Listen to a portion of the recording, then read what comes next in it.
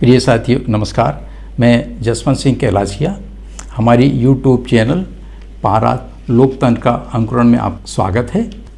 हमारी इंग्लिश की भी यूट्यूब चैनल है जिसका नाम है पाराद जर्मिनेट्स द डेमोक्रेसी। हम अन्य दीगर सोशल मीडिया प्लेटफॉर्म पर भी उपलब्ध हैं। कृपया डिस्क्रिप्शन में जाकर इसका आप अवलोकन कर सकते हैं।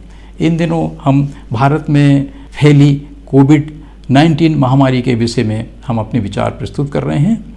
हमने अपने विचारों को एक आलेख के रूप में परिणित किया है और इस आलेख को हमने कुल 5 भागों में बांटा है। 2 भाग हम आपकी सेवा में पूर्व में प्रस्तुत कर चुके हैं। ये तीसरा भाग आपकी सेवा में प्रस्तुत है। इसका आलेख का हमने शीर्षक दिया है भारत में कोविड-19 महामारी से निपटने के लिए ठोस, सटीक, स्थायी एवं एकीकृत प्रबंधन के उपाय करना अनिवार्य होगा। आलेख का तीसरा खंड में आपकी सेवा इस तरह से प्रस्तुत करता हूँ।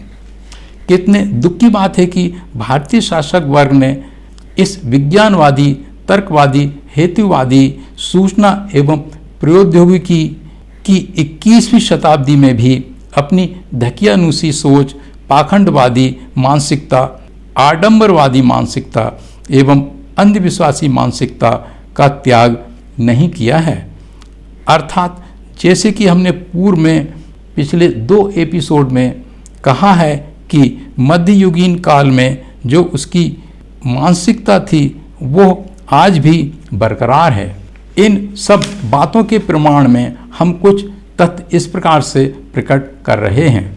भारतीय शासक वर्ग का वो घटक कंपोनेंट जो इन दिनों सत्ता शक्ति केंद्र पर आसीन है, उसकी अनेक खास बातों में से एक खास बात ये भी है कि वो अपने अतीत को अति अनंत, सनातनी, एटर्नल, अति विकसित, अति श्रेष्ठ, अति उत्तम एवं सारे वैज्ञानिक आविष्कारों को करने वाला तथा टेक्नोलॉजी को विकसित करने वाला बताता है। ऐसा झूठा दावा कर करके स्वयं में महिमा मंडित होता रहता है, जिसे अपने मुंह मियाँ मिट्ठू बनना भी कहते हैं। उदाहरणार्थ, डींग हाँकते हुए वैज्ञानिकों, बुद्धिजीवियों के बीच में सार्वजनिक रूप से ये झूठ बोलना कि पौराणिक युग से ही भारत में प्लास्टिक सर्जरी की तकनीकी उपलब्ध थी। पहली प्लास्टिक सर्जरी थी मानव की गर्दन पर हाथी के सिर को जोड़कर मनुष्य को फिर से जिंदा कर देना।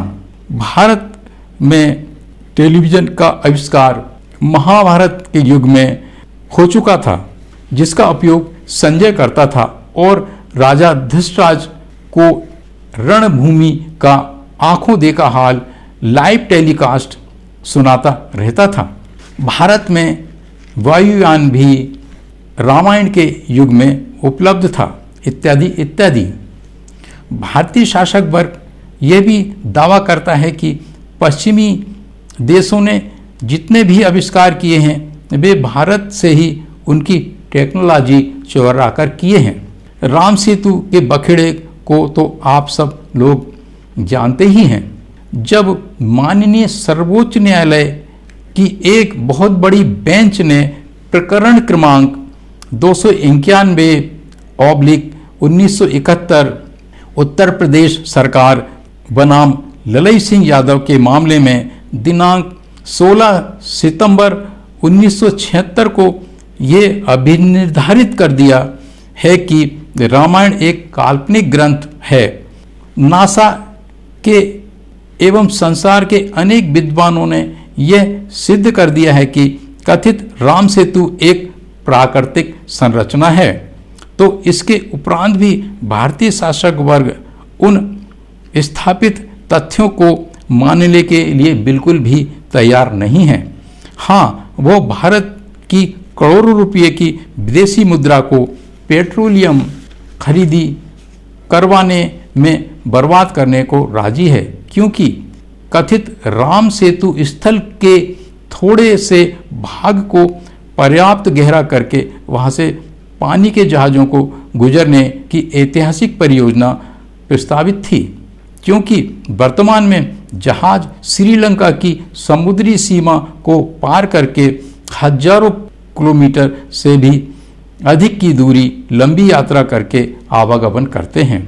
भारतीय शासक वर्ग के अनेक शीर्ष स्तरों पर आसीन महानुभाव अभी भी मानते हैं कि मोरनी की आंखों में आंसू टपकाता है तो मोरनी गर्भवती होती है।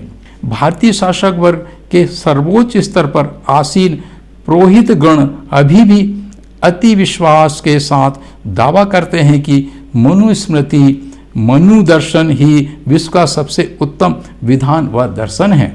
ऐसे अनेक उदाहरण आपको देखने को मिल जाएंगे जो देश को पीछे की ओर ढकेलने वाले हैं, किंतु मात्र भारतीय शासक वर्ग का वर्चस्व स्थापित करने वाले होते हैं, वो भी इस युग में जब संसार एक ग्लोबल विलेज बन गया है। अब हम भारत के तबाही मचाने वाली कोविड-19 से निपटने के मामले में भारतीय शासक वर्ग के दकियानूसी पाखंडी अंधविश्वासों से परिपूर्ण अनुगमनों अप्रोचेस के विषय में अति संक्षेप में चर्चा करते हैं। भारतीय शासक वर्ग के अनेक शीर्ष स्तर के नेता दावा करते हैं कि गाय के गोबर को शरीर से लगाने पर परमाणु बम से निकलने वाली हानिकारक किरणों से तथा कोविड-19 के वायरस से बचा जा सकता है। जब चीन और पश्चिमी देशों में कोविड-19 का कहर जारी था तो भारत के कई बुद्धिजीवियों भारतीय शासक वर्ग को समय से पूर्व चेतावनी दे दी थी कि क्वारंटाइन के नियमों का पालन करना है और हवाई अड्डों पर, बंदरगाहों पर आगंतुकों की गहन जांच करना है और आइसोलेशन में रखना है। लेकिन भारतीय शासक वर्ग ने मात्र उक्त चेतावनी पर ध्यान ही नहीं दिया, अपितु उपहास उड़ाते हुए कहा कि हमारे पास गाय का गोबर एवं मूत्र है जो कोविड-19 का पक्का इलाज है। उधर भारतीय शासक वर्ग का वो घटक जो इन दिनों सत्ता शक्ति केंद्रों पर काबिज है ने अपनी राजनीतिक महत्वाकांक्षाओं के कारण अमेरिका के राष्ट्रपति को लंबी अवधि के लिए मेहमान नवाजी हेतु वास्तव में चमचागिरी के लिए भारत बुलाकर खूब सैर सपाटा कराया। जाहिर है जैसे ही अमेरिकी राष्ट्रपति का भारत का दौरा निर्धारित हुआ, हजारों की संख्या में अमेरिका से गोपनीय जासूस एवं सुरक्षाकर्मी समय से पूर्व आते जाते रहे। फिर जब ट्रंप के मेगा इवेंट रोड शो हुए तो बड़ी संख्या में भारतीय मूल के अमेरिकी लोग भी बिना किसी रोक टोक के जांच के भारत में आते जाते रहे। यही वो घुमाव बिंदु टर्निंग पॉइंट था जब कोविड-19 वायरस व्यापक पैमाने पर भारत में प्रवेश कर गया। बड़े दुख की बात है कि जिन दिनों भारत में कोविड-19 दस्तक दे रहा था तो भारतीय शासक वर्ग के अनेक शीर्ष एवं जिम्मेवार पदों पर बैठे लोग अपने अनेक देवी देवताओं का हवाला देते हुए दावा कर रहे थे कि फला फला मंत्र जाप करने से कोविड-19 की बीमारी कभी नहीं होगी इत्यादि इत्यादि। भारतीय शासक वर्ग के अनेक लोग जो शीर्ष स्तर पर विराजमान हैं गोमूत्र को कोविड-19 का फूल प्रूफ एवं गारंटेड उपचार का दावा कर रहे थे। उन्होंने गोमूत्र पिलाई के बड़े बड़े मेगा इवेंट किए एवं यज्ञ हवन भी किए जिनका लाइव प्रसारण भी किया जाता था। उन्होंने भारतीय शासक वर्ग के उस घटक को जो सत्ता पर आसीन है से कहा कि प्रत्येक हवाई अड्डे पर गोमूत्र एवं गाय का गोबर रखा जाए और जैसे ही कोई विदेशी आता है तो उसे अनिवार्य रूप से गोमूत्र पिलाया जाए और गोबर लगाया जाए। और जब कोविड-19 देश में फैल गया तो भारतीय शासक वर्ग ने ऐसी अमानवीय प्रशासनिक गलतियां की कि करोड़ों गरीब मजदूर छोटे छोटे बच्चों, महिलाओं को जानवरों की तरह खदेड़ दिया गया, जिसका नज़ारा सारी दुनिया ने देखा। इस भीषण ऐतिहासिक, हृदय को द्रवित कर देने वाली मानवीय त्रासदी का हम जिक्र नहीं करेंगे, क्योंकि यह वीडियो बहुत लंबा हो जाएगा। सबसे दुखद बात यह भी है कि जैसा कि हमने पूर्व में कहा है कि भारतीय शासक वर्ग का वो घटक जो आडंबरवादी, अंधविश्वासी, पाखंडवादी और धर्मांध है, उसने पुनः वही सदियों पुरानी गैर वैज्ञानिक, गैर तार्किक, गैर हेतुवादी हरकतें शुरू कर दी और भारतीय संविधान के सबसे महत्वपूर्ण अनुच्छेद 51 का घोर उल्लंघन करते हुए अपने संवैधानिक, लोकतांत्रिक एवं नैतिक जिम्मेवारियों से पल्ला झाड़ने के लिए, साथ ही साथ मूल समस्याओं, मूल मुद्दों से आम जनता का ध्यान भटकाने के लिए निम्न कार्य किए। पहला, कुछ ने गो कोरोना के मंत्रों को जाप करके कोविड से बचने की सलाह दी। 2, फिर कहा गया कि थाली और ताली बजाओ, टार्च जलाओ, दीपक जलाओ, क्योंकि इनसे उत्पन्न तरंगों से कोरोना वायरस मर जाता है। तीसरा, फिर कहा गया धूप सेको, इससे कोविड-19 की बीमारी कभी नहीं होती। चौथा, फिर कहा गया गोमूत्र खूब पियो, कोविड की बीमारी नहीं होगी। 5वां, फिर कहा गाय का गोबर से घर को सैनिटाइज करो, कोरोना बीमारी नहीं होगी। 6वां, उत्तर प्रदेश के शीर्ष स्तर के भारतीय शासक वर्ग ने दावा किया कि कोरोना महामारी की वजह से लोगों को गंगा स्नान से रोका नहीं जा सकता। आस्था वायरस को हरा सकती है। 7वां, फिर कहा गया रामचरितमानस का जाप करो, कोरोना की बीमारी नहीं होगी। इन बातों के अलावा अनेक इसी तरह के सबूपे छोड़े गए।